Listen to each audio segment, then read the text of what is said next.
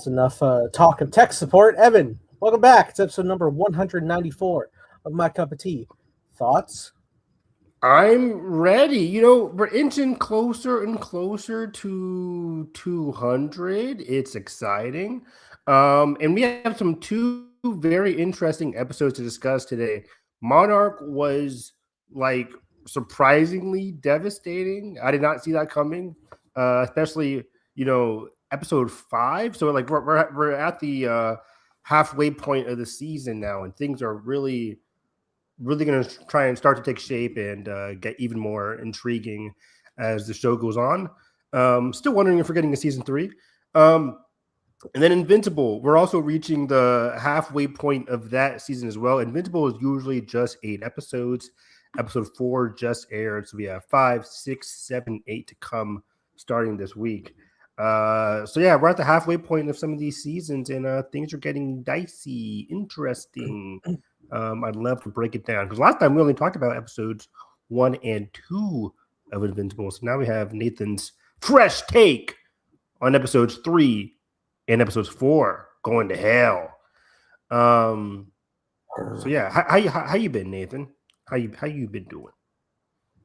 What, emotionally? Yes. Spiritually? It's fun. We're doing fine. We're doing better. We're doing better than last couple weeks. And then what more could you ask for? So these guys, one step at a time. And we got the entertainment to distract us from the real world, which oh yeah, can only do so much. But here we go. Crazy. Where do we want to go first? Let's start off with Monarch. Let's do the best for first, I should say. Okay. Let's do this thing. Let me set the scene for you, Evan, of my Go ahead. experience with this episode. I'm watching it yesterday. I'm watching it at I'm doing a gig at a client's house, so I have access to big old sound system. Watching Monarch, I'm like, hell yeah. But they arrive back home early, so I have to stop the episode. I stopped the episode pretty much right after Titan X crushes the house. Okay. So I don't see what happens. I don't see what happens to Hiroshi. Today, I just like, I would have like a couple minutes left. It's fine. I will be watching it, but let me just go ahead and make today's thumbnail. We put everything together, plug everything in. I didn't see anything. And then Crazy. I go to turn on the rest of the episode, and I'm like, no. It was worse, actually. It was worse because I was like seeking to where I was at before. I was slightly so I saw Hiroshi being held, and I was like, no, no, surely not. So yeah, what a whirlwind today. I'm fresh on morning, by the way. How are you? I'm still recovering. It was rough. Let's start from the end with this episode. Episode 4, season 2, Monarch. Nathan already talked about it. Spoiler alert: Hiroshi is gone, and that is wild. I mean, on my predictions for the season as a whole, I don't even know if he did like full on predictions. I would have never thought Hiroshi was on the table to die, especially after episode 1.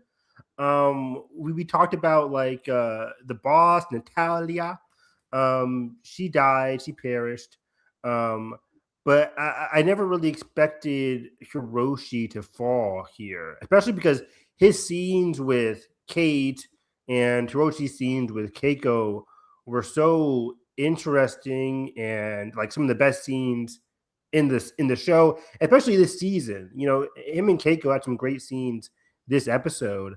And yeah, I just never really expected it to happen. Even when he got injured here, I was like, okay, this is bad. But my brother called it out as well. He was like, Tim's on the way. He can bring some paramedics. And the funny part is, like, Tim does get there. It's just a little bit too late. And the medics are like walking up. They're like, oh yeah, what'd you have for dinner yesterday? I'm like, guys, somebody's dying, run. But whatever. No.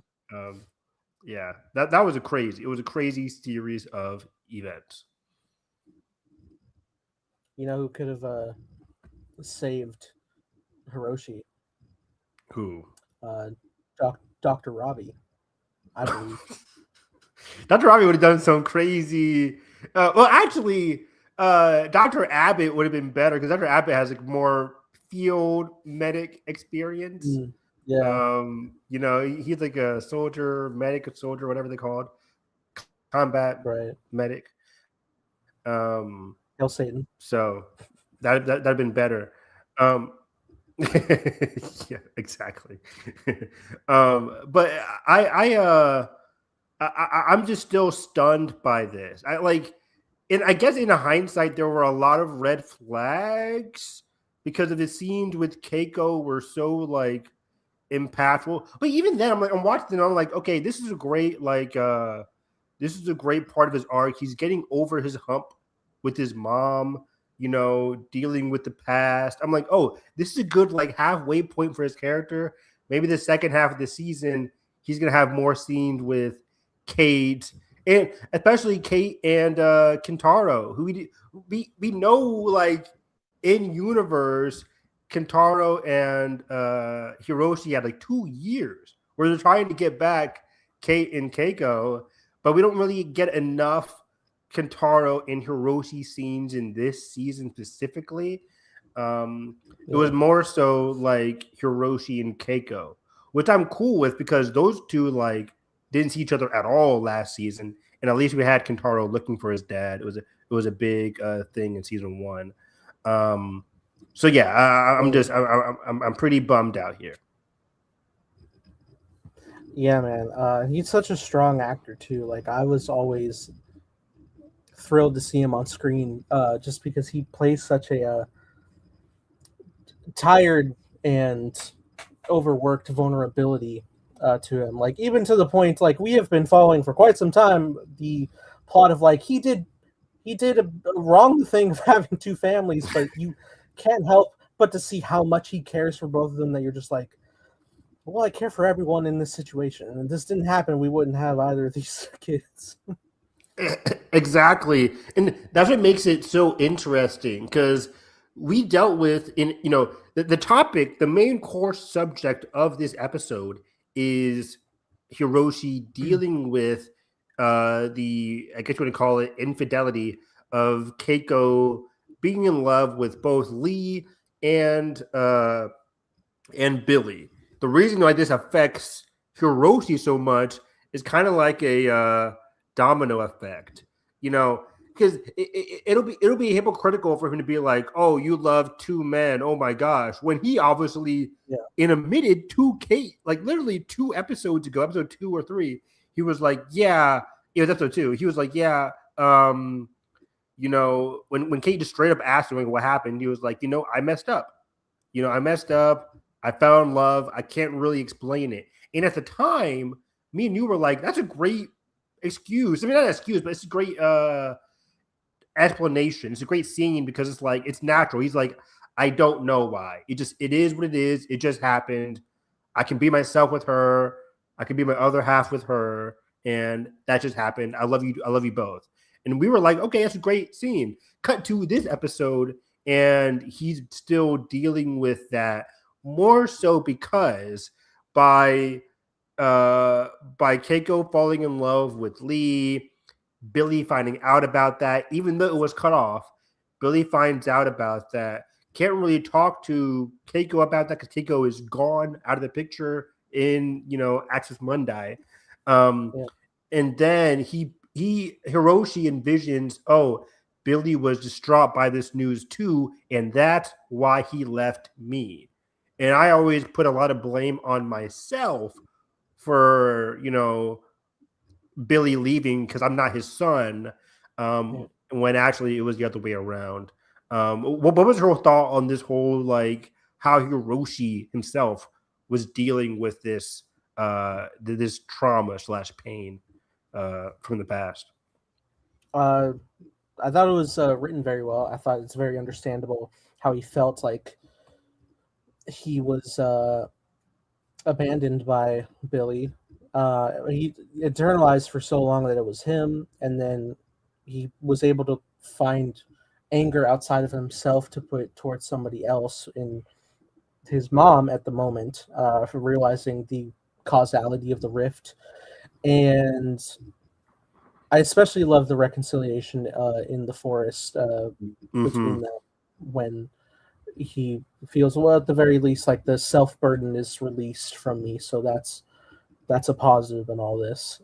So that I just think it was handled so well, and Keiko's just there, being so motherly every chance she gets, to the end, and it's wonderful. It's extremely wonderful. I'm glad you singled out that scene, because I think that was probably scene of the season for me thus far, at least in terms of like acting and like the central emotion of that scene. It was fantastic because, like, yeah, I like the words he used to accuse, like, I blamed myself for Billy leaving. I placed like this emotional burden on myself. The feeling that I'm actually feeling right now after reading the letter, I was initially angry, but then over time I felt relief. And I kind of like that in hindsight. Like, he felt relief because it wasn't his fault. He's putting a lot of the blame on his mom, even though, she wasn't to blame either. This makes it so fascinating. Like, this wasn't like anybody's particular fault here. It was like, Billy, you can tell Billy was probably very much emotionally affected by this. But I would argue Billy is more so emotionally affected by Keiko leaving and Lee being gone. If Lee was still in the picture, like he wasn't stuck in Action Mundi as well, I think they could have handled the Hiroshi situation a little bit better. But by both his best friends leaving, Billy found this need to just like bury himself in his work, even though he very much obviously loved Hiroshi. Which makes everything so fascinating, because he did love Hiroshi. He just took a lot of unnecessary risks with the tracking down Titan X, and obviously going into Skull Island, which was a huge risk. So Billy technically dies when Hiroshi's like a couple years later. Billy's death in Conquer was in the 70s, right? Like 78 or something like that. Yeah, I forget when. yeah, definitely around like mid-70s. Yeah, so Hiroshi probably like is teenager, young adult during that time. But yeah, so and he just never had the right to process this. What I also found so interesting, Nathan, was the episode stars. Remember last week I was like, are we going to get any more like flashback scenes in this show anymore? Because I felt like we mined the Billy, Keiko, Lee dynamic a lot, even though there's probably a lot of like unheard of missions that they could give us here. But more so, the flashbacks that they've been giving us in season 2 have been connected to what's going on in the present.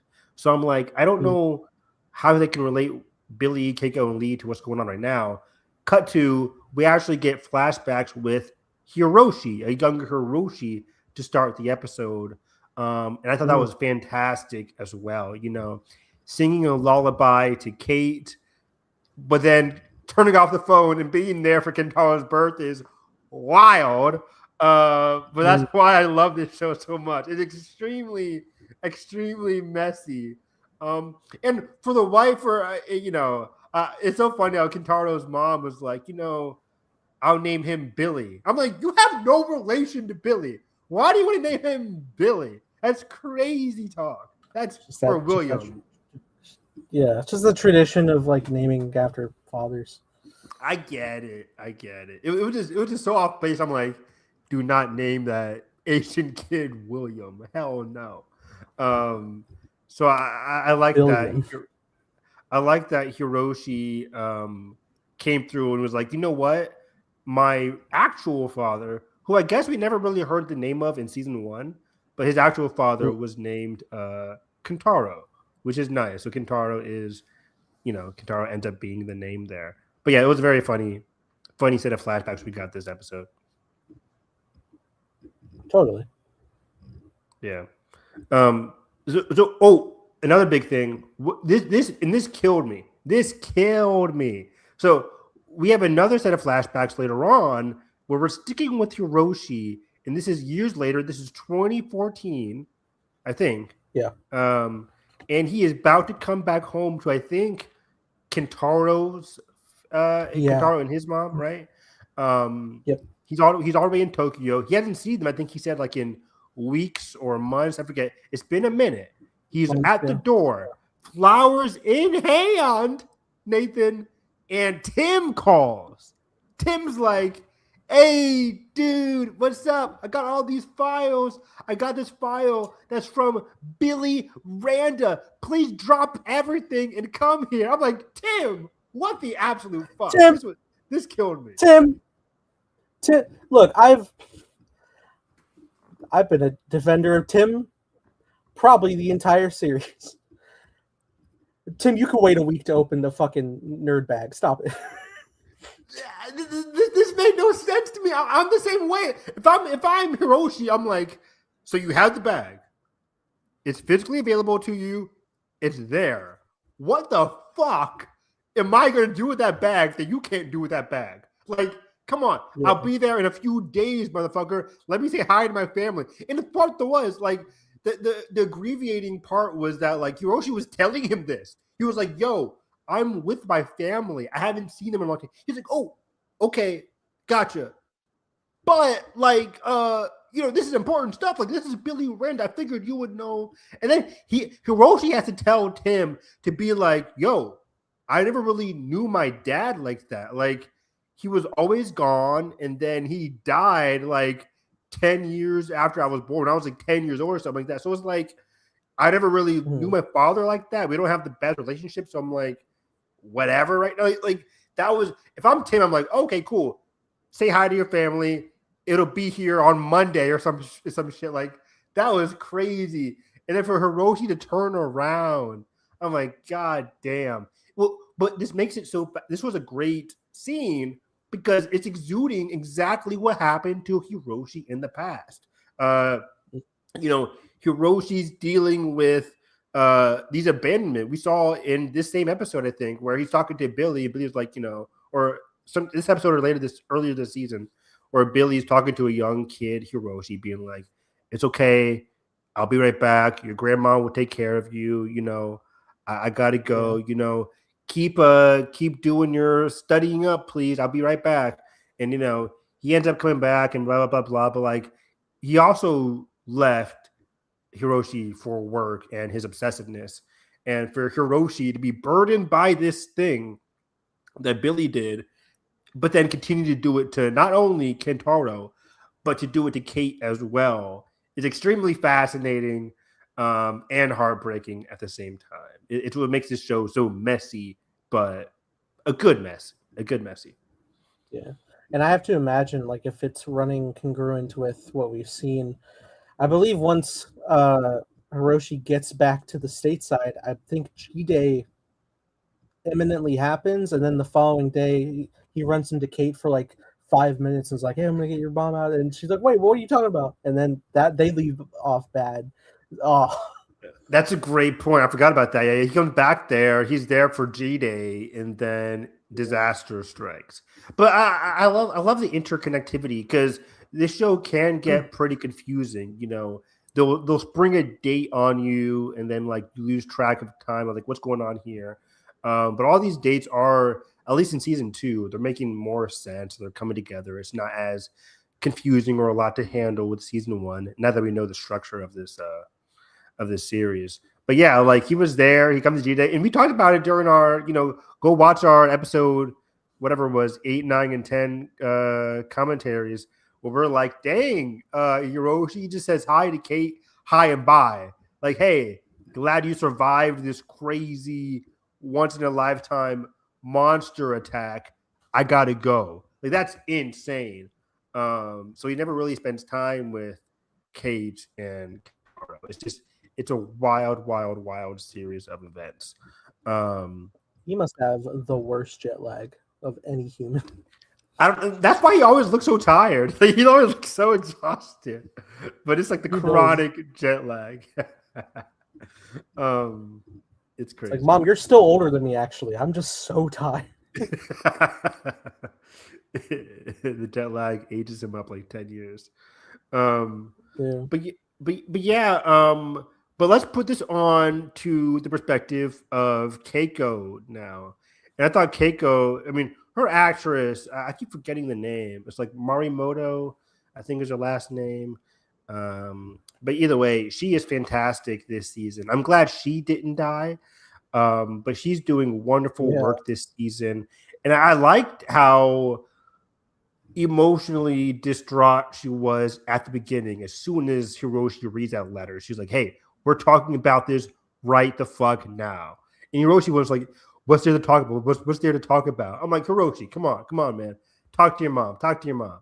But I like that Keiko was there consistently, like trying to talk to him, and she didn't really let up this episode. She was constantly there, like, "Hey, we got to talk about it. We got to talk about it."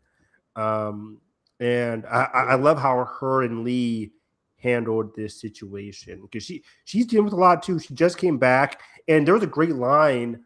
I think it's at the motel where she tells him, like, I loved Billy. I was talking to him 2 months ago. Because in her mind, it's been 2 months since she last saw Oh Billy. And I'm just like, oh my God. Like, it's been 2 months man. for her. So she's like, this wasn't an issue. Like, we left on good terms. And I like how they cut to Kazakhstan in 1958, and it's her and Billy. The first episode, they're holding each other's Yeah. hands. They're talking about Hiroshi. Like, hey, after this, we're gonna head back home or whatever. And unfortunately, tragically, it never comes to pass.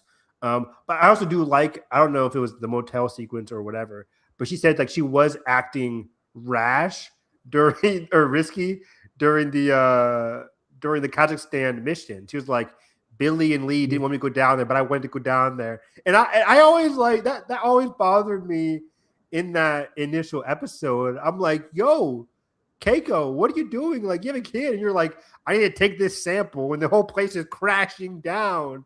And I'm like, ah. So it is cool to see her like reflect on that and be like, yeah, I kind of messed up. This could have been avoided if I just like took less risks. But she couldn't have assumed she would be dead for 40, 60 plus years. Yeah. Jesus. So yeah, it was an insane series of events there. But yeah, Keiko had been dealing with Billy the loss of Billy. She hasn't had time to deal with it. She only had like these first couple of episodes, but immediately they have to deal with like Titan X stuff. And even last week, I liked how she almost starts dealing with the Billy stuff by looking at Billy's past legacy and his adventures and be like, oh, he tracked all of this data that, the Apex eventually stole last week. But we really flash back to what Billy had been doing when he was saying goodbye to Hiroshi. Like, this was his legacy. Like, unfortunately, he did leave Hiroshi and it scarred Hiroshi. But in the present, we wouldn't be where we are right now without Billy's notes and everything he's done. So it was cool to see that perspective as well. But yeah, how do you think? I thought it was very funny. What do you think of how Lee, Mr. Shaw himself, was handling this whole situation? It was very Lee coded. In the present? Yeah, in the present time, the way he talked to Hiroshi in the airport. I think it was very like wisdom, but then also he's like, you of all people should understand. it was funny because I think Kurt Russell has this like this wisdom, like you said, like this wisdom about him, this matter of fact attitude, and like Kurt, we saw this in season 1. He's no bullshit. He's no nonsense, especially older Shaw. We see this in his younger self as well, but he's like, no bullshit. There's 2 evidences of you doing exactly what you're angry about with your mother, that infidelity, and it's called Kentaro and Kate. They're right around the corner if you want to talk to them. So I love how Shaw was like, you know what? why are you looking at the past? The past can't really change anything.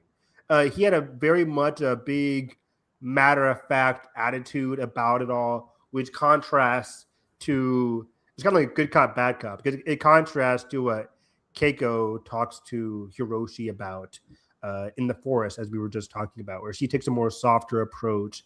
They're able to be more vulnerable about like their shared trauma and pain with Billy and how he has to stop letting go or stop worrying about the past and move on and worry about what he does have, which is Kate, which I think works phenomenally well. This episode is staged and is written so well because he's dealing with Billy, he's dealing with his mom. They're both having this shared sense of like a vulnerability. But then in the forest, he reminds himself that he has children, Kate and Kentaro. He spends more time with them. And the one time he does, we see a showcase of him wanting to be there for his children. We cut to the end of the episode where, disaster strikes. We'll talk about this all in a minute here. But disaster strikes. Yeah. And I want to specifically talk about just the whole Kate and Hiroshi of it all. Kate has her moment where she can, sense Titan X. We'll get into that in a second. But specifically with Hiroshi, I like how he instantly worries about her. Where does she go? What's going on here? He goes from worrying about Shaw to like, where's my daughter? So he's with his daughter. And I like how we handled it too, because if I see my daughter or just a loved one being so close up to Titan X, I like how he didn't like, hey, scream like, hey, Kate, what are you doing? And grab her and like freak out.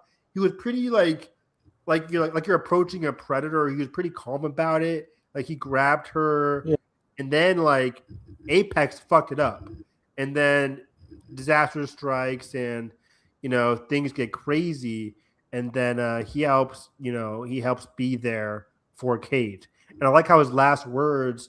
I don't remember his last words exactly, but he was just like he was there for Kate, and he was like really looking in Kate's eyes as he died. I thought that was just so beautiful. Like him and Kate had a really good moment at the very end. Yeah, man.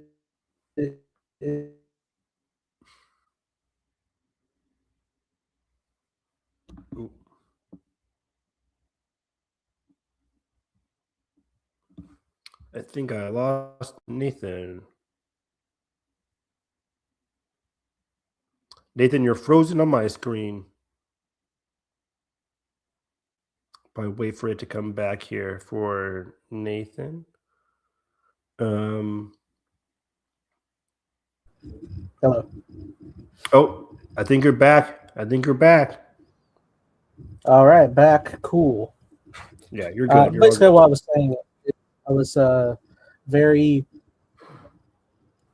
taken aback with the in-universe context that Hiroshi hadn't seen Kate in 2 years and believed at the start that maybe she had like died, as just that sense of loss of that small amount of time being reunited, only to then be faced with this morality, and he'll have to leave her again. Yeah. But this time it was in the sense of doing his best to save her. Is almost like an absolvement of past sins type retribution, which is really good. Yeah, I mean that's a good point. Like whether it is tragically, too little, too late, but him leaving her by death is unfortunate. But it's like at least he was there for her out of love rather than abandonment, like physical abandonment. Like he was there for her at the end, and I do like also how Kentaro, who leaves the call for like the Monarch paramedics, he comes in as well and just like is in a state of shock. Excuse me. But I do hope Kate and Kentaro, I hope so. I hope they have a scene in the following episode as like siblings together talking about Hiroshi. Because this is a massive hit to the entire cast. So I do hope they figure it out and have a good discussion together because it's so tragic. But yeah, that's for the future. But let's talk about the antagonism of it all here, which is like the plot of Apex Cybernetics. And Nathan, I need you to explain something to me because I was baffled in this episode here with Korra's character. So, Okay. in my mind, Korra from last week, when she gets taken in, at first it's a pitch from Tim. Hey, you're going to go to Apex. You're going to be a spy. We're going to use you to learn more about Apex. Okay, cool. Got that. Last week, she comes face to face with the head Apex lady who pitches Korra to work for her on a deeper level because she has this code that can control the creatures, kind of like a slavery type shit. Not very good. And Korra this week explains to her how, like, hey, I'm with you, but I also think your plan is bullshit. And then the lady is like, okay, if you think our plan is bullshit, why are you with us? Because she's like, I also think it's bullshit, but it might be the only way of like stopping this or whatever. And in that moment, I'm like, oh, that was a good excuse from Korra because Korra, in my mind, was still like locked in working for the Monarch crew, but just like BSing Apex. That was my thought of what was going on there.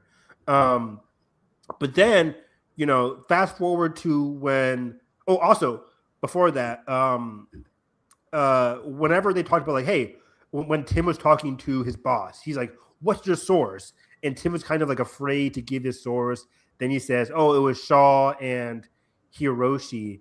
I'm like, wasn't Tim's source just like Korra texting everybody like, "Hey, this is what Apex is up to"? And I figured he was just afraid to give up Korra's name. But then again, cut to the end where Korra has this utterly baffling conversation with the Monarch squad when they like reel her in to be like, hey, psst, Korra, what's up? What's going on? And she's like, I can't speak with you guys right now. You guys should just go home and get away. And I'm like, what the hell? And they're like, no, we got to stop Monarch. And they're like, and she's like, I'm working with Monarch. And they're like, and I was just so confused because she is like, I'm like, okay, I get that you're BSing the Apex people, but this is when you can be real, Korra. And Korra has no reason to lie to her best friends here, to be honest with them. And she's talking about how like, hey, I'm with Apex. I got to help them out so we can like control the situation. Because right now, you guys aren't equipped to handle the situation. Let me handle it. And I'm like, okay, it's part of her like not being a martyr, but a part of her is like, hey, you guys stay away from all this chaos. I'm the only one who can handle this because it's my code. I can like handle Apex. You guys can't really. You're out of your depth here. I get that's what she's saying, but she was just also being very rude and dismissive towards the people that rocked with her. I was just so confused by all of this. How did you handle all this Korra shit this week? I have felt like I might have missed a minute of development of like, oh, Korra is just all for this. I mean, maybe it's built on the past trauma of constantly being on the run away from her family for legal stuff and also dying at the hands of multiple kaiju almost. Then maybe she's like, well, if we could actually like stop them for real, maybe my code can actually help. Maybe that's the move here. And because I think she even like directly says like, I'm trying to stop other G-Days from happening. Mm-hmm. Imagine it's definitely along those lines for reasoning. The whole moment in the cabin where it's just like, I'm all about this actually, and you just gotta accept that. It was so it was so confusing to me because I'm like, okay, the whole episode I thought she was just like lying to the Apex Sorry, I thought she was like lying to the Apex people, like not giving them full answers. She was giving them like half truths, and then I thought she was going to come to Monarch and be like, "Hey guys, this is what's going on. I'm trying to contain the situation, but while I'm talking to them, you guys can get back there and start bashing on the drone. I'll be a distraction. I'll try and contain the situation, but I'm with you guys. Whatever." Like there was a way around it where I'm like, she can continue being the mole. I don't have a problem with that, Yeah. but it turns out that she's not really a mole. She's just like really actually working for them and trying to contain the situation because it is her code, like you said. Like it's her code. I get it. I get that she's trying to like, hey, it's my code. I'm the only one who can deal with this. But not even Nathan. 5 minutes later, Apex is all like, hey, we're out of here because Titan X is here. Good is better than perfect, or safe is better than perfect. Let's get out of here. You can't finish your code ahead of time. I thought this whole thing, I'm like, Cora, Apex are a bunch of idiots. Why are you even working for them? Because this was maddening for me. So we saw last week, Cora's code only works with the small little kaiju things, and that only worked for like 30 seconds to like a minute. Like after a while, well, that wasn't even like the code use. That wasn't her like big code. No, because they're like, if we get your code, we can have this be sustained, be longer. Yeah, and that didn't last that long. But cut to Cora's code being like, okay, Cora, we're gonna try your code out for the first time, not on like a smaller creature, but on like one of the biggest Titans we've ever seen, Titan X. Yeah. Who, what are we doing here? Yeah, so the layout is like, it's like a ticking clock situation where like, oh, we could be the big company to get the glory and the fucking riches if we go right now, because it's now or never, because we know it's going to be here specifically, nowhere else. And that's really the thing, is like time is the enemy of greed, as it were. So the whole like thing is like, oh, Corey doesn't have enough time to make it happen, but they're trying to reassure, like, everything's fine, you got it. And then, like, in the heat of the moment, it's like, what the fuck, Cora, fix it. And Cora's like, are you fucking serious? Everything's about to shut down. We gotta leave. Which definitely makes sense. Also, I don't know if this has happened, but this could also just be like a big long game by Cora of like treating her friends that way to like convince them that she's turned. So if they ever get like captured or questioned, they could genuinely be like, no, Cora has no tie with us. Like, I don't know what the fuck happened with her. Because constantly Boss Lady is like, oh, I know your friend, friends are probably like nearby, right? Cora genuinely doesn't know, but she's always suspecting that she's still involved with them. So maybe that's Cora's long game. I don't know. Possibly. Because when the Boss Lady was like, hey, Cora, they're on the island right now. Anything to say about that? And Cora's like, I have no fucking idea where they are, what's going on. Like, I didn't really. I think Cora told them like, yeah, Apex is like whatever, but like Monarch found Billy's notes on their own, and they got to this place on their own thanks to Keiko. Wasn't really thanks to Cora as much. So yeah, maybe you're right there. But yeah, I want to go back to what you said that was so so aggravating for me, was when Cora's talking to the Boss Lady and she's like, Cora, what's going on? Fix this. And Cora's like, what do you mean? Like, I was trying to fix it and you all were rushing me, and now you're coming to me to fix it. I would have been so heated. I'm like, no, this is not on me. I'm out of here. And I like how Cora was like, and Cora just legitimately leaves because everybody else is like leaving. You see Kirk Curtis take something and then just also hightail it out of there. Yeah, but he's the spy. Yeah, he's the mole. But yeah, it was chaos, and they were playing Cora for a fool, because I'm like, yo, this is your first time doing this. I'm telling you, it's not ready. You tried on the monster. Spoiler alert, it doesn't work. And then you're complaining to me? Like, F off. F out of here. But the thing is, like, Nathan, like, we're talking about this, and everything goes wrong. Korra is witnessing everything going wrong. And tragically, it gets worse because Hiroshi dies. Does Korra know that Hiroshi died in this incident? Or is she unaware right now? I don't think she's aware yet because I think she evacuated with Apex, who are pretty much all gone by the time Monarch arrives. That's why there's like no medics or anybody to get help with. Yeah, true. Do you think this could form a rift, like emotionally, between Korra, Kate, and Kentaro?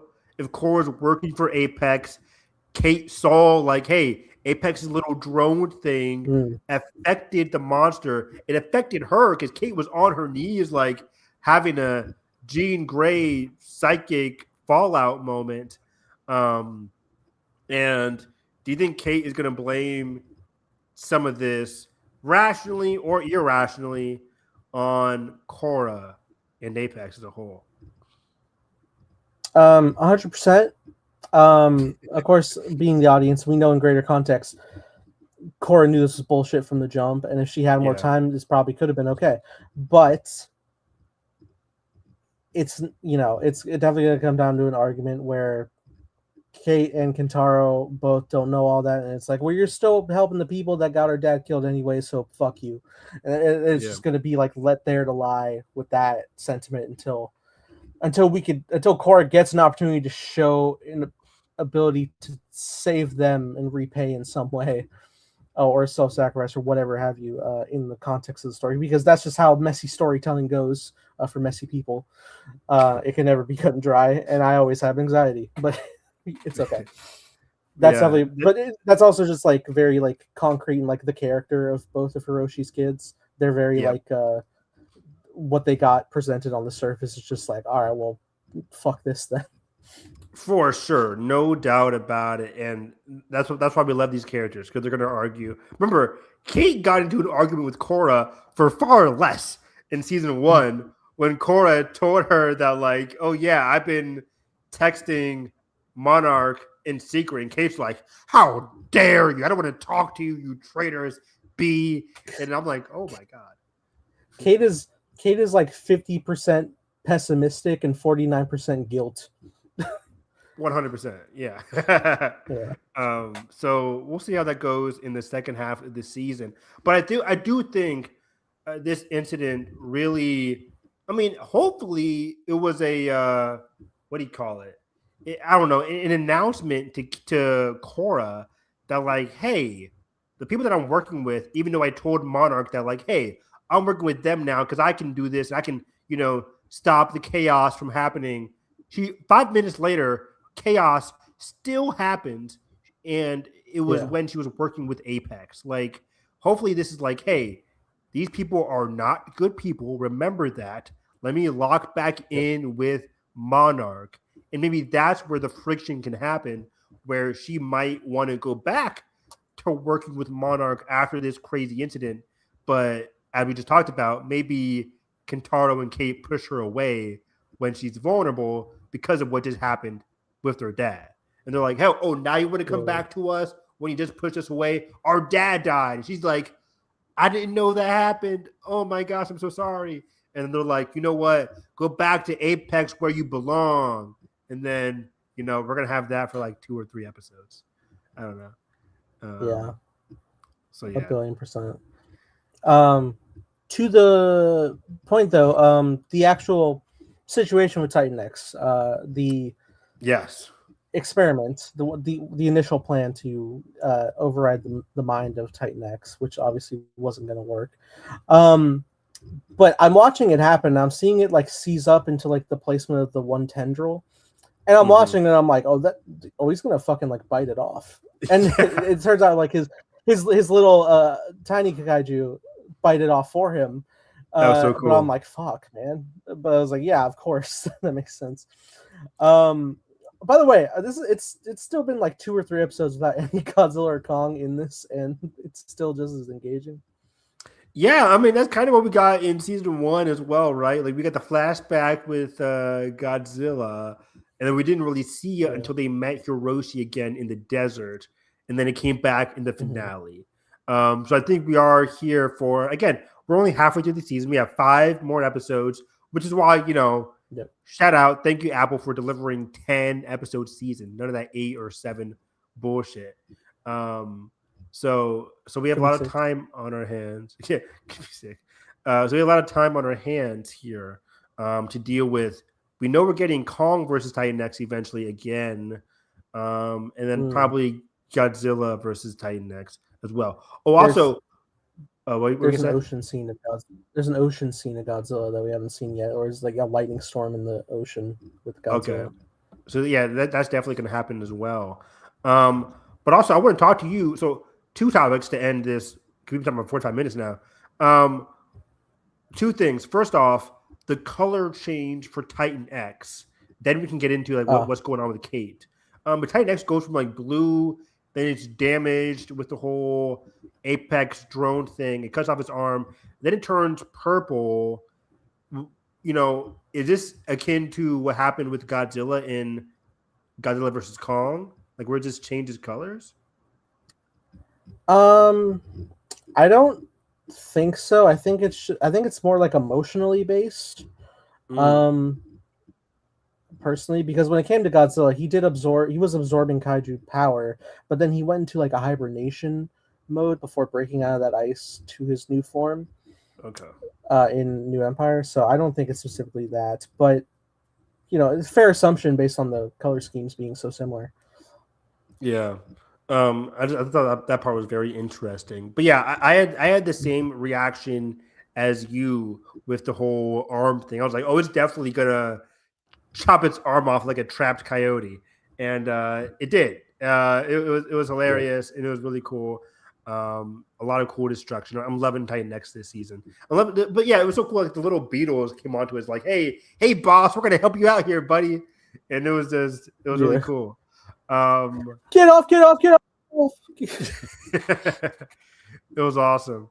But yeah, last thing here. What do we think is happening with Kate? We dipped our toes in it last couple of weeks with, both Keiko in the past having like, oh, she senses it with Lee, and then Kate where she sensed it in San Francisco. But then this was like dramatic. This was like she's having a psychic connection with Titan X. The only closest thing that I can think of what's happening here is very similar to the deaf girl in the Godzilla X Kong movies, the little girl who has like a connection with Kong. Like, is that what's happening with Kate here in a way? I don't. That's okay. That's interesting because I forgot that in like the recent movie, that little girl, did have like this like psionic connect. Well, no, because she came from like a race of underground people who were reaching out and calling for help, and that's why she was able to hear it. That was the context. I'm trying to remember like Kate's interaction with one of the critters on the boat in like episode 2 or 1. Did she get like cut by it? Did she get like a blood infection? I don't remember. They were fighting it off pretty good. Good call there. I don't know, but yeah, it was her versus the critter. It was getting closer to her, and I think Kentaro comes around with like a Kentaro or Hiroshi comes around and like squashes it. Maybe she was hit with blood then. Maybe, I don't know. Maybe she had maybe like she got hit with a sonic wave, like screech from it. I can't remember. I have to like go back, but something must have happened in that moment. We saw Kate in the first episode being so close to the portal when she pressed the button to get Shaw back. Could that have a connection, like the Axis Mundi connection? Maybe. Anything's possible with this stuff. I'm sure. I mean, they will address it when they realize Kate's still having like these insane episodes. So we'll get like the breakdown, at least to like reiterate it to the group so that we're all up to speed. Yeah. I thought last week, like, oh, this is a thing that won't really be addressed. It's kind of cool, but they made a big point out of it in this episode with her having that connection. So much so that, I agree with you. I think it has to be addressed in some form or fashion. We'll see if the excuse is viable or not. But I like it. It gives Kate some kind of urgency in the matter. We'll see how she can help things against Apex. But just some quick predictions for the rest of the season. I do think that Cora's boss here, I think she's done so by the end of the season. And I think we will see Walter this season. I'm surprised at how much they keep talking about Walter, even though he's not really a character in the show. But they mentioned him at the beginning of the season, last season, and of course this episode as well. I'm like, this is a bit too much. Even if it because of our movie fans, we know who he is, but like, even as a TV watcher, I'm like, okay, this is a bit too much. Well, he's the top of the company. I get it. Exactly. So it's like, I think he could have like some kind of cameo at the end of season 2 here. And maybe appear for like season 3 if they still want to do it. I really hope there's a season 3. I don't know. They keep talking about season 3. I don't know. I'm hopeful that if we get anybody from the movies, I really want Ken Watanabe to show up as a connected bridge of things within Monarch, because he's like the Monarch guy in our movies, the first couple. So yeah, that'd be really cool. Also, if they want to connect with the movies, season 3 could introduce us to Charles Dance, who was the villain in King of the Monsters. He came from, he's a prolific actor, but I first saw him in, Alien 3 a little bit, but like in Godzilla, I saw him in Game of Thrones. Like, he's so good in Game of Thrones. Like, he's not afraid to jump down to TV. So it would be really cool if he could be like a season 3 antagonist leading into King of the Monsters a little bit. I don't know. But yeah. Yeah, it'd be interesting. I'm trying to remember because I think he was mainly like a global revolutionary terrorist in context to that plot. He wasn't like in either of these organizations, to my knowledge. It was he not with Apex? Farmiga. No, the Apex wasn't introduced to Godzilla vs. Kong within the actual story of the movies. Okay. We're retroactively dealing with them before that. But Vera Farmiga, who was working with Monarch with Kyle Chandler as well,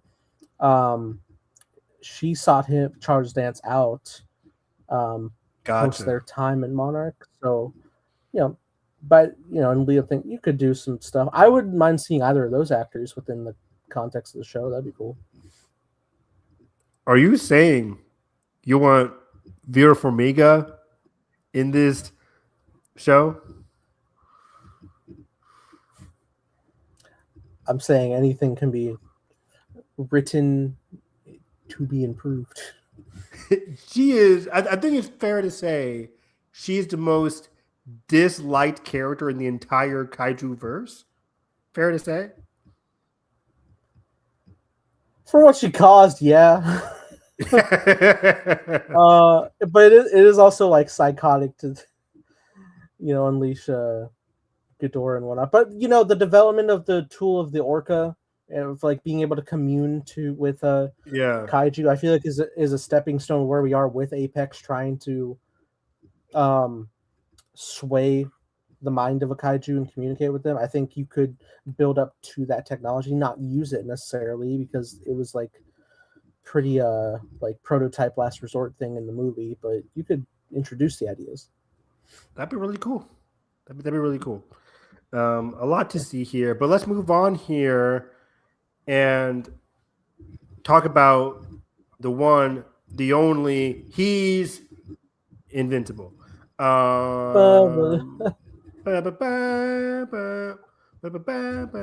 know why I'm doing the Superman theme song.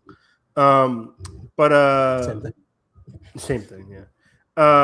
So I've already watched episode 3 and 4. 3 was 2 weeks ago now. Episode 4 was last week. Nathan, let's do this in order here. What are your thoughts on Invincible episode Tres Leche? Tres Leche? I don't know. Milk. Yeah, all right. Great stuff. These are great episodes. I really like them a lot. I really love the continued characterization of Mark's worry that he's becoming like his father. Even though everybody's telling him at every corner, the fact that you are questioning it is already better than we could ever hope for, and why you're not. But it's still something to grapple with. I especially love the stuff we're exploring with Eve, not only her not having her powers right, but also it was revealed that she is pregnant. And yeah, that's big stuff. Mark's not in a good place mentally. She's doesn't feel like she's ready to be a parent yet, and it would be a good time to address this and do stuff. But we got a episode 4 cliffhanger that's going to pull Mark away clearly. So there's no time for caution. Yeah, no time at all here. But yeah, crazy. Eve is pregnant. Wild. I did not see that coming. I was wondering the whole because it was 1, 2, and 3 were introduced in batches, and I was staying away from the internet. And I'm like, what is going on here with Eve? I'm like, is it because of a past trauma? Was it an injury? Was it because she went overloaded on conquest? And her abilities are weakened from that fight. I couldn't really tell, but no, it's just that she is pregnant, which isn't my favorite writing choice when X female character gets weakened because she's turned out to be pregnant.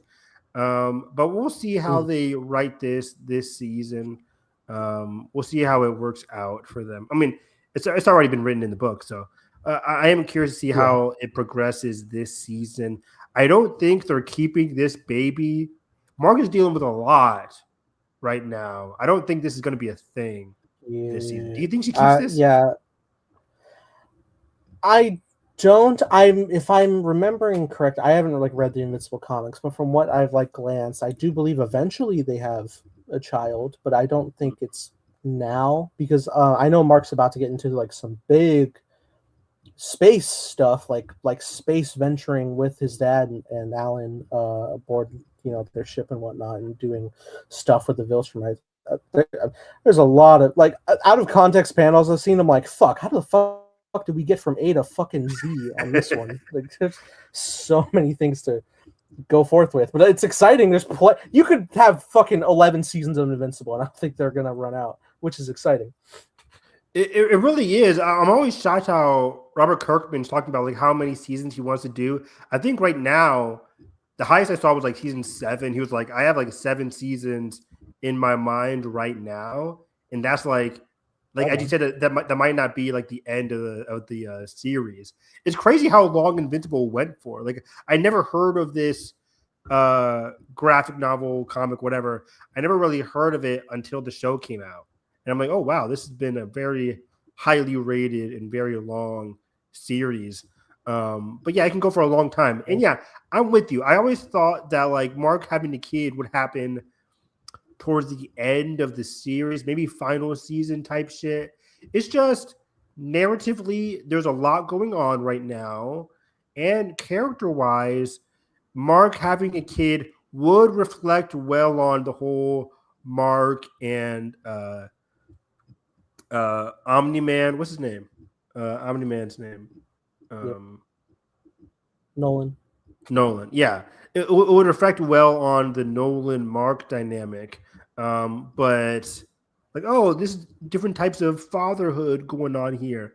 But at the same time, there's just so much shit. There's a Viltrumite war, a literal war that's about to happen. So I think they're not going to have this baby, and they're probably going to save it for the series finale, or I guess the final season, or maybe the penultimate season. I don't know. There's so much seasons left to go. We'll be 2035 by the time this happens, but we'll see what happens. Yeah. But yeah, I am interested in as well when Eve is going to tell Mark about it. That's going to be interesting. By the end of episode 3, she's just figuring it out. Episode 4, she's talking with William about it. And William's you are going to tell mark this, right? And she's like, I haven't really had the time yet.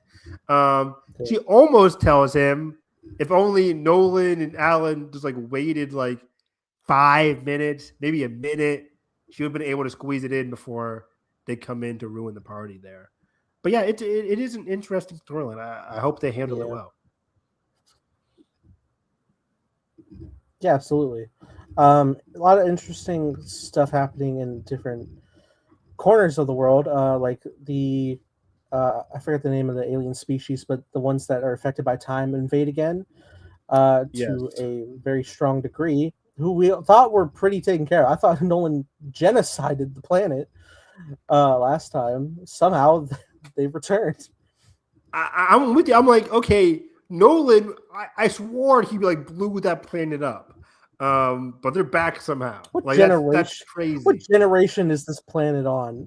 Is why that they've endured so, and they don't change their look whatsoever. But dangerous stuff because Robot and Monster Girl are trapped on the other side, and it's especially worrisome because we know that time ages faster over there, and every little bit of time they're not back here is exponentially more aging on that side, which is quite scary. Yeah, I can't even fathom this. I was so worried by the end of the episode. I'm like, as soon as he went in there, I'm like, are we about to lose Rex? And then she goes in there too. And I'm like, oh no. Because like for Rex, I'm like, okay, he's a robot, so he won't really be like super affected by this time dilation. Maybe. I don't know how it works for his body. But Monster Girl definitely would. Yeah, well, yeah, they're well, it is like Rex is in the suit in there. So he is there. But I imagine he's probably going to reverse engineer the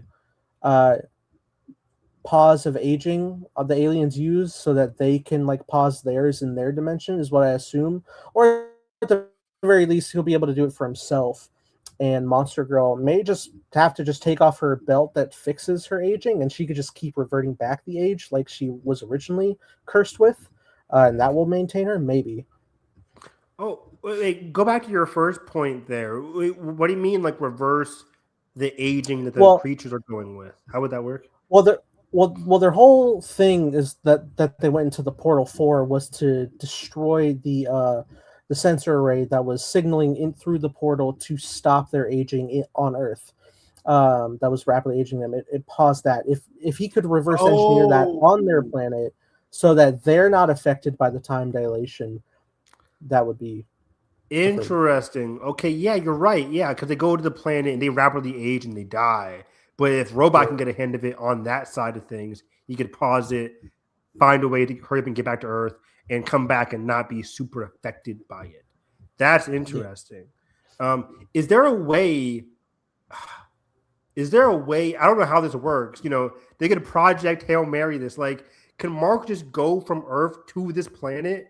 Like, or are they super far away? Like, how far away is this planet from Earth?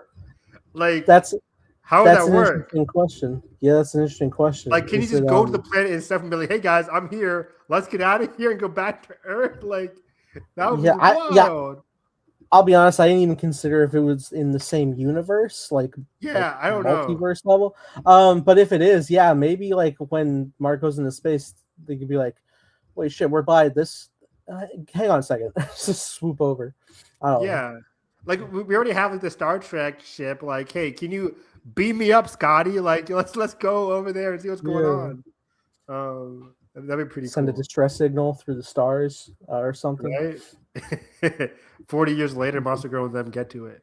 But yeah. That would be wild if like we see them again and they're just aged up to like adults. I don't want that. Like I don't want it. I'm having Monster Girl. I don't want Monster Woman. Like, what's going on here? No, yeah, I want them to like age like naturally through like teens and whatnot. It's fun storytelling that way.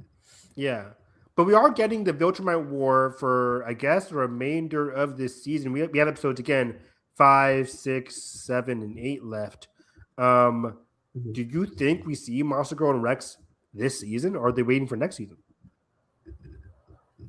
I don't know. I guess it depends on the functionality of things, because I imagine once Cecil hears that the Viltrumite stuff is a go right now, that's got to be our main priority. We can't really focus on them right now.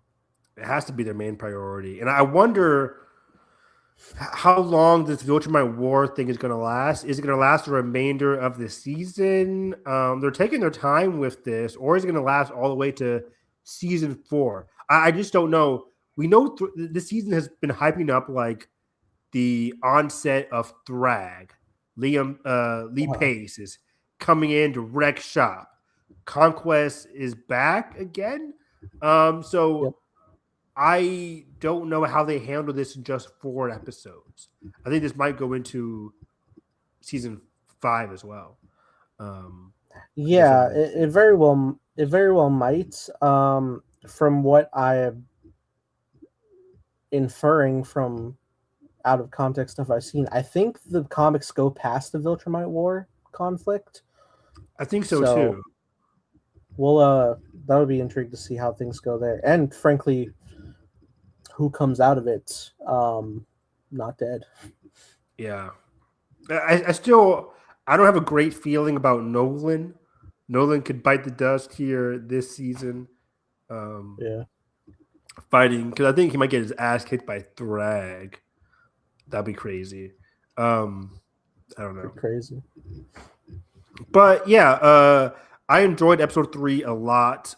We also got the return of my guy, my favorite side character in the show, Mr. Is it Metalhead? Is that his name? Machine Head. He's a GOAT. I love him so much. Like, he is always so funny. He's so funny, disarming, but also like super smart. Like, as soon as Luke Cage motherfucker, what's his name? As soon as he comes to Machine Head, Titan, yeah. Like, we figure out that, like, okay, he already has a plan to have Titan like resort to whatever he has to do, get his ass kicked. They both fight, and they both crawl back to me at the end of the episode. And guess what happens? Like, Titan and the dragon guy has to eventually end up not working for Machine Head, but like we're back doing the council shit once again. So that was a great like 4D chess maneuver there by the end of the episode. And now they can't attack each other because they're all part of the same group now. So it's like, hey, y'all hate each other, but now you work for me now. So yeah. Yeah, that was very entertaining. I love the opening fighting that magnet shredder guy. That was very well done. Magnet shredder? Yeah, the guy that was attacking Titan's family. Oh, yes. Yeah, he had a big Shredder TMNT vibe going on there. Shredder Magneto.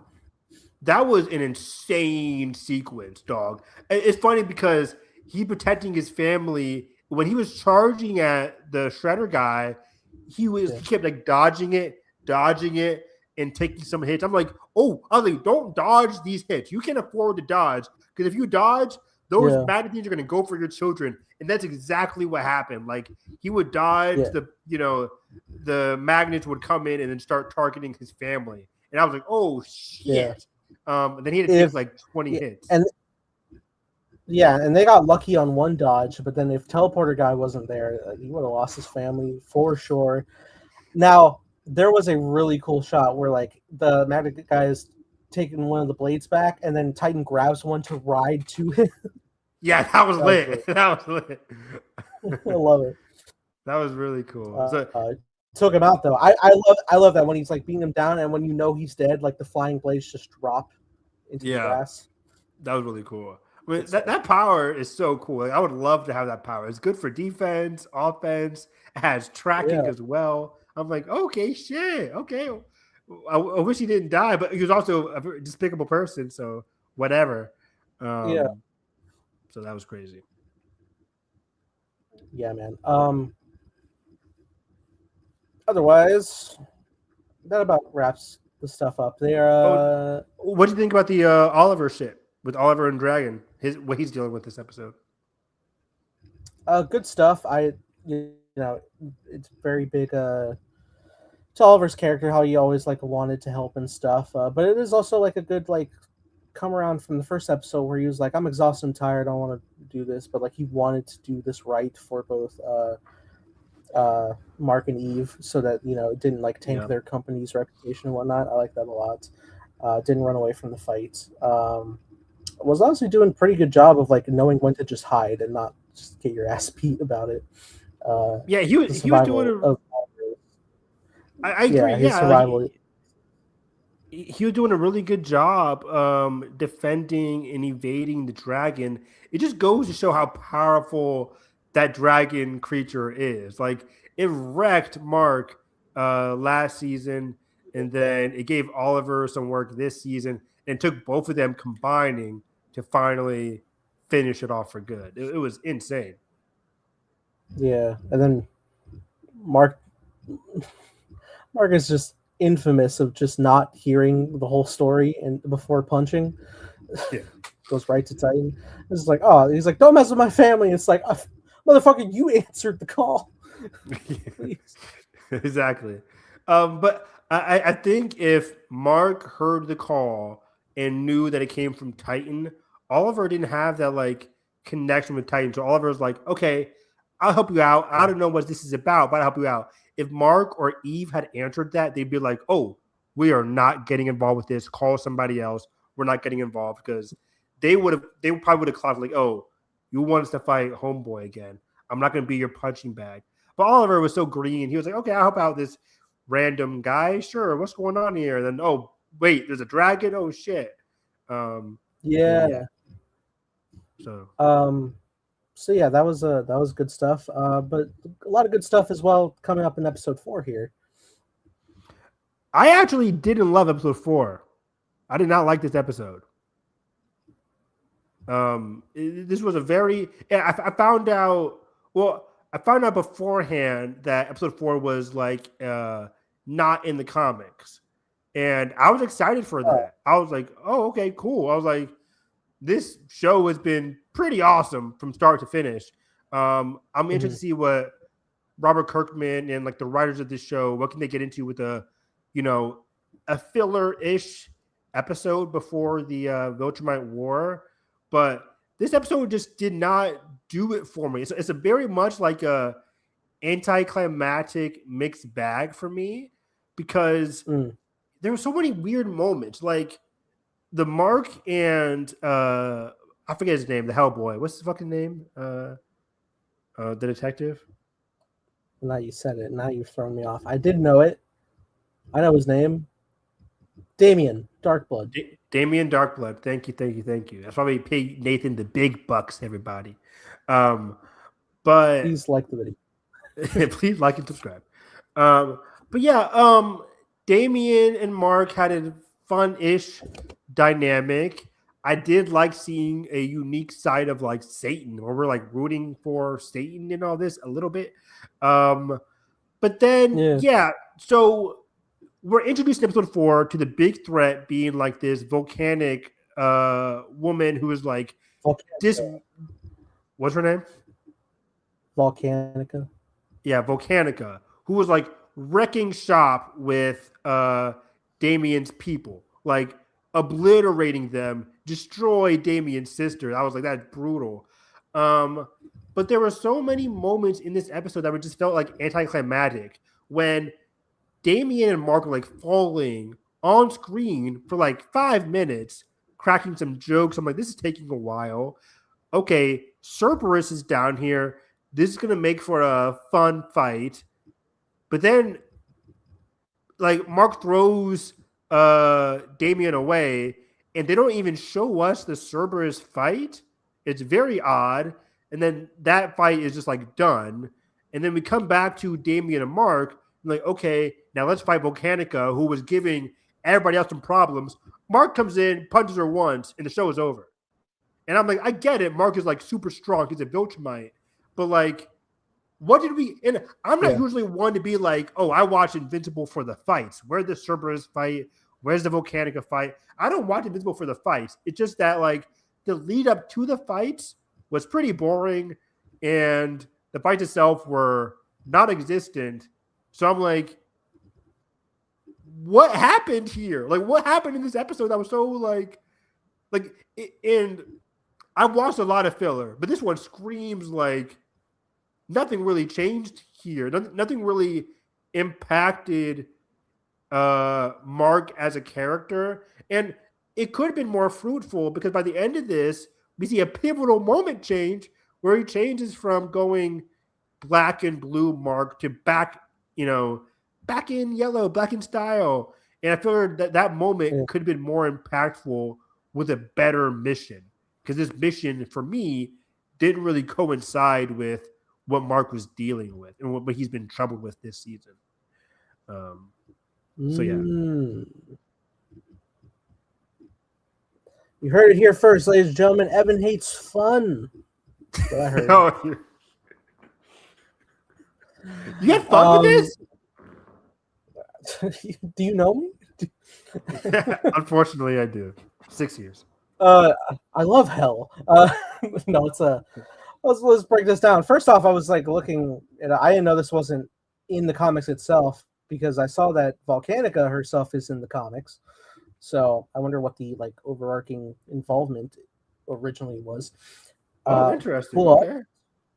Yeah, but I guess that's like greater. What we see by the end of this, it's essentially, I guess this is a backdrop to like a greater Earth threat plot where it seems like both of them have interests of coming to take their war to the surface again, which is going to be a problem for humanity.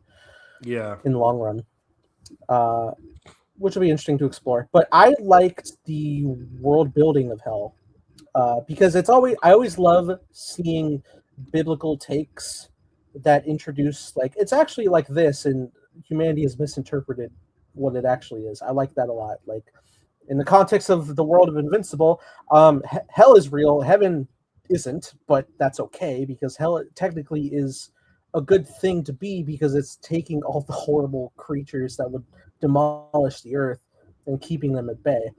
And Satan's kind of a chill guy, which, by the way, Satan this episode is played by Bruce Campbell, which I found very entertaining. Yeah, I did like that voice casting. Jalen, after a while, was like, Evan, pause it. Like, who is that voice? It was in the back of our minds the entire episode. So we paused it, went to the Amazon casting. And we were like, oh, Bruce Campbell. Like, we're big like Burn Notice fans. So I could easily call out Bruce Campbell's voice there. Yeah. Never mind Evil Dead itself. You're like, but Burn Notice is fun. Yeah. I'm a huge Burn Notice, but I'm a huge Evil Dead fan now. But Jalen doesn't watch Evil Dead, so he isn't the fucking star of Burn Notice Machine Head? Yeah.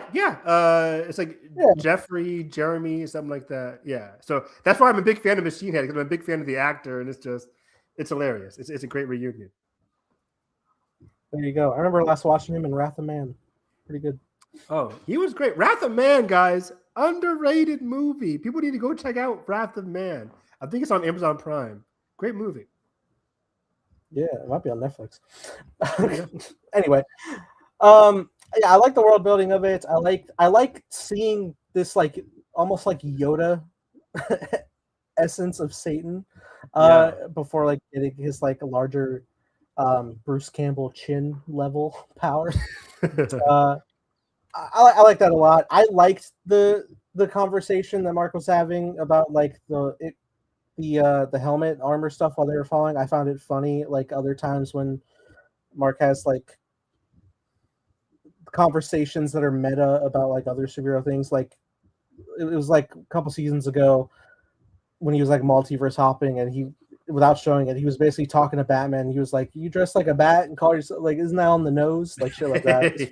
Yeah. And this whole joke one felt like a critique on the idea of like nanotechnology helmets that like we see in the MCU a lot. And it's just like, why can't you just pop it off? Why you gotta like? It seems inconvenient. You could just hold it. It was pretty funny. But it was also like a funny gag where like every like tiny word it just like it retracts. He's like, what? Even like on the battlefield, a monster like fucking ticks it off and he just roars and puts it back on immediately. I thought it was a fun gag. But yeah, obviously there's like a greater sense of war happening here. But I do think there was like a little bit of even though it seems like it's been very hard for whoever talks to Mark to like move the needle for him to feel better. Damian does also add to it a bit, where he was talking about how he previously worked with Omni-Man, and every time I worked with him, he didn't ask any questions. He just killed. But you do ask questions. There's detective in you, Mark, because he himself is a detective. But it's not just like one-sided blind rage. So I think that aids as well in it. Mark ends up just going back to the classic costume because his gets damaged, I guess. But I feel like thematically he was already on the way for the switch up regardless.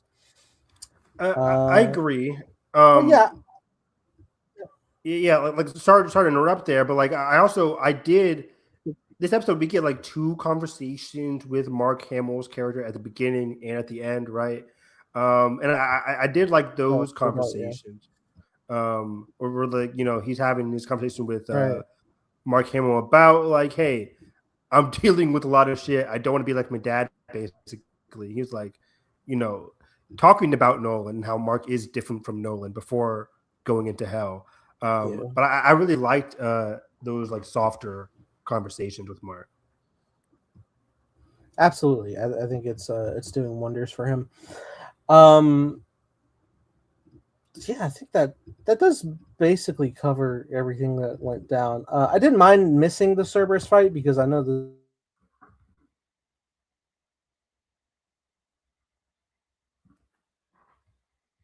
Oop, Nathan, cut out for me. I'll talk here for a second, a little bit. But yeah, the Cerberus fight, I could give or take it, but it was the Volcanica fight was the one that kind of like bothered me. I'm like, what are we doing here? What are we doing here? But I did like the voice actress. She was from something. I think she might have been from Game of Thrones, the Volcanica actress. I forget what season it was, but it's on the tip of my tongue. I'm terrible with names, guys. But yeah. Oh, Nathan might be back soon. But yeah, so he is. So that was interesting. Oh yeah, I hear you now, buddy. I hear you. Right on. I thought it was fun. I always love hearing Clancy Brown. Like that always makes things better, regardless. Yeah, Clancy Brown is so recognizable. He's so much fun. I loved him in Gen V. It's funny. We just talked about John Wick Chapter 4 the other day, talking about Ready or Not 2. But yeah, he's always good. He's always good. He plays a great Damien Herm. Good shit. So I'm excited to see what happens in the future with the Damien character. He's back on Earth now. But what's his mission on Earth now? Did he get like a new quest or something? No, I think he basically just got like the freedom to be able to roam again, and Satan was given the justification like, oh, it'd be good to have eyes and ears on the surface. But just being like, you paid your debt and then some.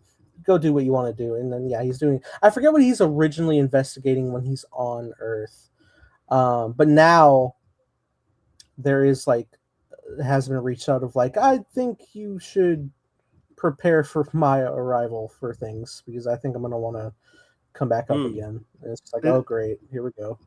Yeah, and that was the thing, right? So like in this episode, Satan doesn't come across as like a huge villain because hey, in the past Satan was this, you guys got it wrong, kind of thing, which is kind of cool, like you brought up. But the end does tease like a return for Satan on Earth that could be very troublesome. We could get like evil version of Bruce Campbell in a future season. That could be very fun to see. Oh, totally. And it'll be intrigued to see how humanity uses this mysticism, because Cecil like literally in the first season like exorcises Damien to hell, which is why he's trapped down there. So like the U.S. government has some semblance of knowledge of how to handle demonology and whatnot. That's pretty fun. For sure. So yeah, then at the end of the episode, by the way, is the William actor different? Did they change actors for William? I could not tell because it's been so long since I've seen William. Okay, the voice sounded kind of different for me, but I didn't check the Amazon cast list or whatever. But yeah, I've already talked about Eve wants to tell Mark. She's getting ready to tell Mark after Mark admits to her how he's feeling as well. But then cut to Alan and Nolan. Nolan has come to Earth to get Mark involved in this war because Mark is already involved in the war because they are going to come back. They're going to keep coming back. And then also, Nolan talked to Optimus Prime, motherfucker, and the guy was like, I could just bring back the virus. I could work on that as a last minute solution. Nolan does not want that, so he'd rather get Mark involved in the fight, which is going to be interesting. I can't wait to see how that transpires. I know we're in for some juicy character work this week with Nolan and Mark reuniting and Nolan and Debbie. Yikes, how that's going to work out because Debbie does announce this week as well, episode 4, that she wants to that he's considering moving out of the house. And Mark, of course, Oliver's going to move in to wherever Debbie goes. But I'm like, Mark, this is a good time for you and Eve to get an apartment away from them. But yeah, that's just. But also, I'm gonna be curious to see how the dynamic with Oliver and Nolan's going to be as well. Great point. Yeah, I'm also like, I'm always thinking about the already complicated Nolan and Mark and Debbie and Nolan, but Oliver has Oliver really met Nolan yet?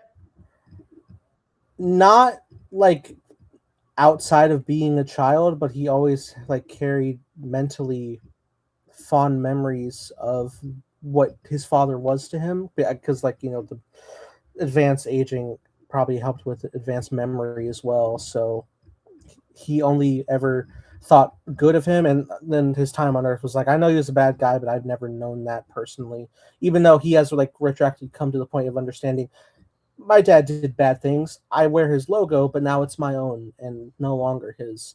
And I think that was good arc stuff that they introduced at the beginning of this season as well. But I think he's going to be more receptive of seeing Nolan again versus Mark, who's never okay with it. Exactly. It's so interesting because Oliver is so, like you say, he's so different from Mark and Deb. Even his own mom, he doesn't understand the pain that Nolan brought to Debbie. Doesn't understand the pain that Nolan brought to Mark.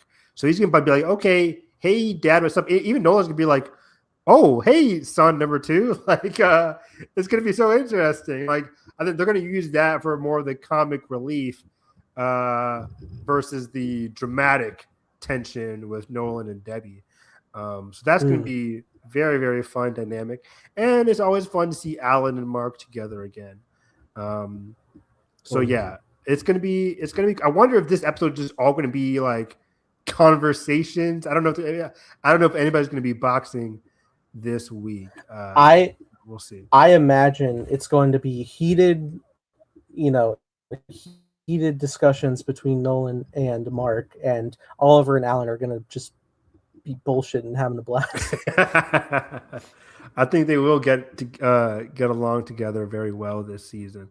Or I could see a lot of conversations, comedic, heartfelt, dramatic, whatever. Then maybe there's like a villain that returns and they have to work together there. Kind of like, hey, reluctantly working together in the context of this single episode.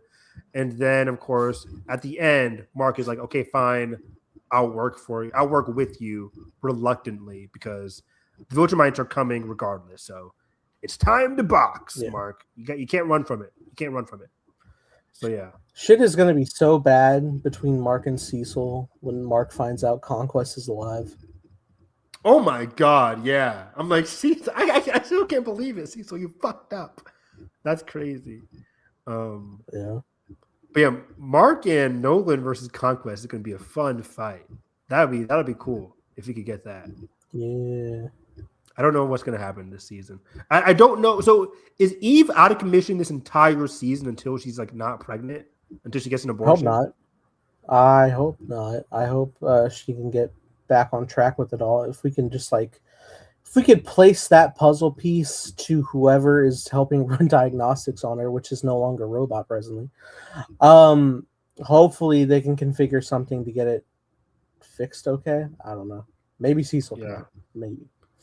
Maybe. Yeah. It was also baffling in episode 3 when Eve goes to Rex and she's like, "Hey, what's wrong with my body?" He's like, "All body systems are normal." I'm like, "Robot, you couldn't tell she was pregnant? What program are you running on her?" Isn't it like the second question you ask? Like even in the pit, whenever a woman comes into the pit and they're like, "Oh, my leg hurts." The second question they always ask, like, "Hey, ma'am, are you pregnant?" Like, that's always like one of the first couple of things you ask somebody, what's going on, especially if it's a woman in her age. Like, hey, what's going on here? To be fair, I don't think Robert Kirkman has a PhD. So I'll leave the fiction to fiction. But yeah, like when I'm guessing, I'm like, oh, I think Jalen and I even talked about it in episode 3. We're like, okay, so she's not pregnant because they showed like a big ass monitor, and he's like, all body systems are normal. I'm like, oh, okay, so it's not like an internal body issue. What's going on with Eve? Cut to the end of the episode, she is pregnant. I'm like, well, fuck me then. Like I would have guessed that, but like I mentally crossed it off my mind. Well, maybe he's looking for like fucking like broken limbs or some shit. So like if it's just biology doing biology, it's like, well, that's normal. Maybe he wasn't looking at that. That's a good point. Good point. Probably scanning for cancer or something. But yeah, that's my biggest worry to leave things off here. It's like Viltrumite War is happening. Eve showcased how powerful she is against Conquest. Like, is she going to be out of commission this entire season just because she's pregnant? And then the season finale, like, okay, Mark, I have a baby, but it's not going to happen.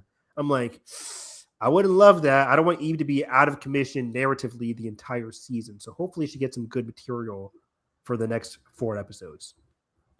I'm worried about the idea that maybe Nolan hears Eve is pregnant, and if she doesn't want the baby, but maybe like they want Viltrumites not be extinct. I don't know.